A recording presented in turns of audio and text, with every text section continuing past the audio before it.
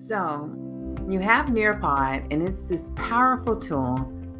The next question becomes, how can you use this tool to make students curious about what they're learning in your classrooms? So I have this quick inquiry template.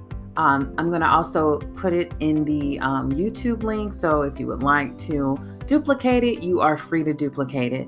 And basically, these are quick inquiry tasks. And the whole purpose of it is just to make students a little curious, and also for you as the teacher to learn a little bit about what students already know about a topic. So let's just say I am doing a science lesson and students need to be able to describe the different ways energy moves to other forms of energy. So, before I just jump into teaching it, I'm going to do an inquiry task to get students curious about what they're going to be learning in today's lesson. So I will usually start off with like a picture with the topic. This second slide here, you can put audio if you want students to work in a station. You can put instructions that way, but if you do a whole group, you could play some music, maybe something that's energetic to get students excited about what they're going to be learning. I always have the learning goal listed, and let's just go ahead and preview this so you can see it a little bit better. I still state the learning goal. Some students don't really pay attention to the learning goal, but some students use it as a clue to make them, put pieces together as we go through the lesson. So this is all editable. You are able to edit it. You can change it. You can put your objective. You can put GIFs in. You can put a video in. You have a lot of different options here. And so the first thing I do is I always do a quick poll because I want the students to take a stand. I want them to make an educated guess about something, because research shows that when students make a stand about something before they learn it, they're more motivated and they're more engaged in the lesson. So here, when you think about energy, which one of these pictures demonstrated to you the most? So here's a picture I've added. And then I want to know, I'm curious to think, what do they already know about energy? And so they can make their choices. Then I, as the instructor, I'm already gauging how much support I'm going to need to provide my students. I also have another poll here listed. This poll says which is one form of energy. So do they just think one of them, or do they think a multiple, because they can check all that apply? You have that option in the polls to have more than one choice. Then I'm going to get into my inquiry tasks. And through Nearpod, you can use video. You can have a draw it up, and that's what I'm going to use, but it's going to have a picture. And the students will be in groups of 3. I really don't recommend more than 3, 4 maximum. And they're going to look at the picture, and they are basically going to discuss in circle anything in this kitchen that might produce energy. So I put them in their groups with their different stations. The instructions are there again. If I wanted to, I could add a reference file or a reference website. Maybe you might want them to go to a website, do a little research, and then put their information on the draw it. But here, this draw it here, I could go and I could circle, hey, here's some lights. I see a stove. I'm thinking the refrigerator. And then I want them to kind of label it though. In their groups, I want them to think about what kind of energy do they think comes from these different sources. Now, at the end of the day, I really want them to think about how these energy sources actually transfer to other forms of energy. That's really my big idea. So one of the purposes of doing an inquiry task is to get a big idea, to think about what is the big concept that I want my students to take away. It's not just know the different forms of energy, know that it's electrical, chemical, but really the idea and the concept I want my students to take away is that energy is always being transferred to other forms of energy.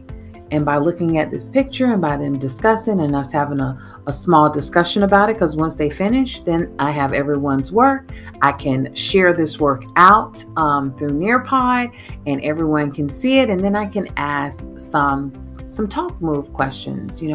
Tell me about your picture. Tell me, why did you put two different types of energy there? Where we thought about heat, and so the kids actually are starting to educate other students and make them more aware without me providing the information directly. Again, research shows that when you can create a knowledge gap where you pique their interest enough, it's going to motivate them more to focus when they actually start receiving instruction.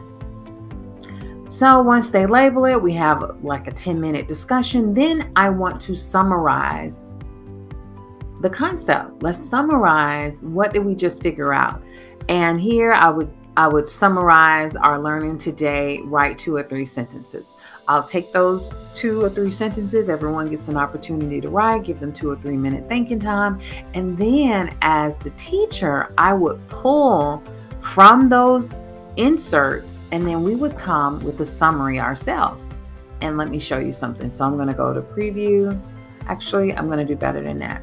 I'm going to actually launch this lesson live, because what I do is I bring the whiteboard up after we've done the collaborate board, and then I will synthesize. Okay, so at the end of the day, these are our big takeaways from energy and from this activity in the kitchen.